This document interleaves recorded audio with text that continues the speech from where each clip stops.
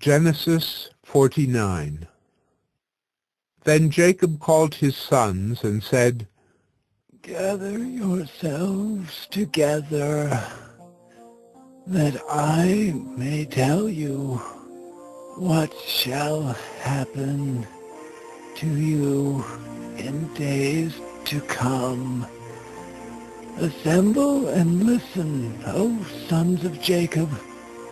Listen to Israel, your father. Reuben, you are my firstborn, my might, and the first fruits of my strength, preeminent in dignity and preeminent in power, unstable as water. You shall not have preeminence, because you went up to your father's bed. Then you defiled it. You went up to my couch. Simeon and Levi are brothers. Weapons of violence are their swords. Let my soul come not into their counsel. O my glory, be not joined to their company. For in their anger they killed men, and in their willfulness they hamstrung oxen. Cursed be their anger, for it is fierce, and their wrath, for it is cruel. I will divide them in Jacob, and scatter them in Israel. Judah, your brothers shall praise you. Your hand shall be on the neck of your enemies. Your father's sons shall bow down before you. Judah is a lion's cub. From the prey, my son, you have gone up. He stooped down. He crouched as a lion and as a lioness. Who dares rouse him? The scepter shall not depart from Judah, nor the ruler's staff from between his feet, until tribute comes to him, and to him shall be the obedience of the peoples. Binding his foal to the vine, and his donkey's colt to the choice vine. He has washed his garments in wine, and his vesture in the blood of grapes. His eyes are darker than wine, and his teeth whiter than milk. Zebulun shall dwell at the shore of the sea. He shall become a haven for ships, and his border shall be at Sidon. Issachar is a strong donkey, crouching between the sheepfolds. He saw that a resting place was good, and that the land was pleasant, so he bowed his shoulder to bear, and became a servant at forced labor. Dan shall judge his people as one of the tribes of Israel. Dan shall be a serpent in the way, a viper by the path, that bites the horse's heels, so that his rider falls backward. I wait for your salvation, O Lord. Raiders shall raid Gad, but he shall raid at their heels. Asher's food shall be rich, and he shall yield royal delicacies. Naphtali is a doe let loose, that bears beautiful fawns. Joseph is a fruitful bough by a spring. His branches run over the wall. The archers bitterly attacked him, shot at him, and harassed him severely. Yet his bow remained unmoved. His arms were made agile by the hands of the mighty one of Jacob. From there is the shepherd, the stone of Israel. By the God of your father, who will help you. By the Almighty, who will bless you with blessings of heaven above, blessings of the deep that crouches beneath, blessings of the breasts and of the womb.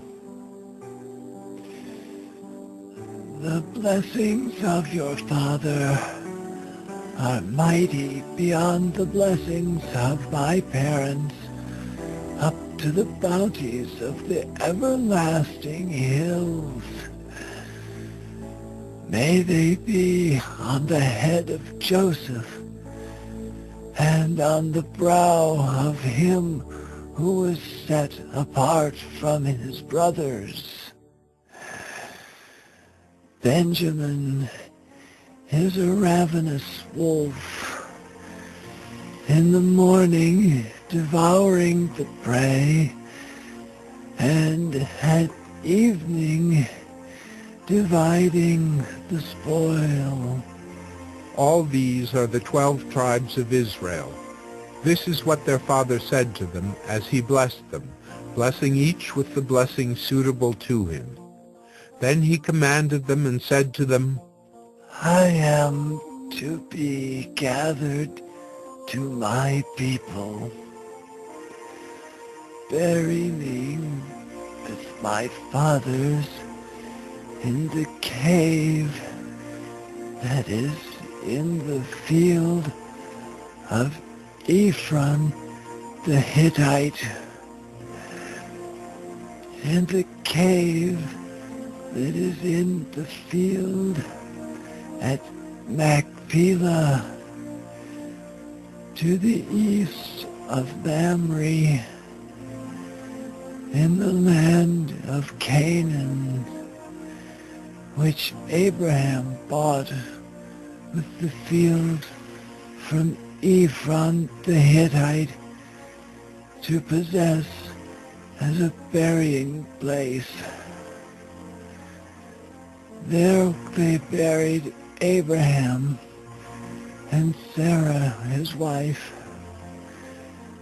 There they buried Isaac and Rebekah his wife. And there I buried Leah. The field and the cave that is in it were bought from the Hittites. When Jacob finished commanding his sons, he drew up his feet into the bed and breathed his last, and was gathered to his people.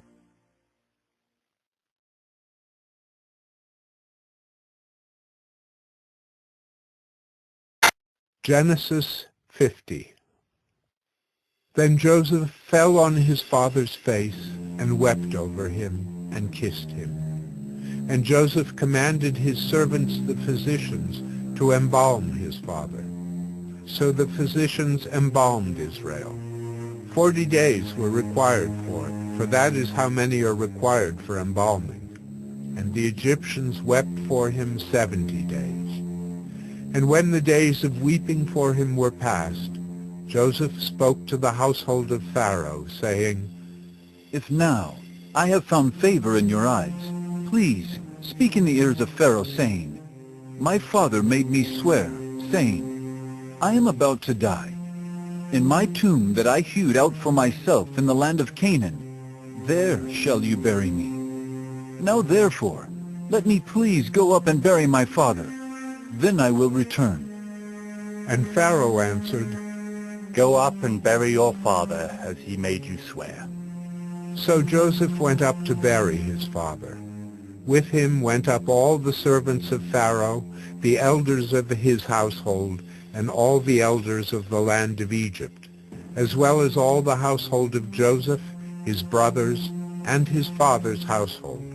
Only their children, their flocks, and their herds were left in the land of Goshen. And there went up with him both chariots and horsemen. It was a very great company. When they came to the threshing floor of Atad, which is beyond the Jordan, they lamented there with a very great and grievous lamentation, and he made a mourning for his father 7 days. When the inhabitants of the land, the Canaanites, saw the mourning on the threshing floor of Atad, they said, This is a grievous mourning by the Egyptians. Therefore the place was named Abel Mizraim. It is beyond the Jordan. Thus his sons did for him as he had commanded them, for his sons carried him to the land of Canaan and buried him in the cave of the field at Machpelah, to the east of Mamre, which Abraham bought with the field from Ephron the Hittite to possess as a burying place. After he had buried his father, Joseph returned to Egypt with his brothers and all who had gone up with him to bury his father. When Joseph's brothers saw that their father was dead, they said, It may be that Joseph will hate us and pay us back for all the evil that we did to him. So they sent a message to Joseph, saying, Your father gave this command before he died. Say to Joseph, Please forgive the transgression of your brothers and their sin because they did evil to you. And now, please forgive the transgression of the servants of the God of your father. Joseph wept when they spoke to him. His brothers also came and fell down before him and said, Behold, we are your servants. But Joseph said to them, Do not fear, for am I in the place of God? As for you, you meant evil against me, but God meant it for good, to bring it about that many people should be kept alive, as they are today. So do not fear. I will provide for you and your little ones. Thus he comforted them and spoke kindly to them. So Joseph remained in Egypt, he and his father's house. Joseph lived 110 years, and Joseph saw Ephraim's children of the 3rd generation. The children also of Machir, the son of Manasseh, were counted as Joseph's own. And Joseph said to his brothers, I am about to die, but God will visit you and bring you up out of this land, to the land that he swore to Abraham, to Isaac, and to Jacob. Then Joseph made the sons of Israel swear, saying, God will surely visit you, and you shall carry up my bones from here. So Joseph died, being 110 years old. They embalmed him, and he was put in a coffin in Egypt.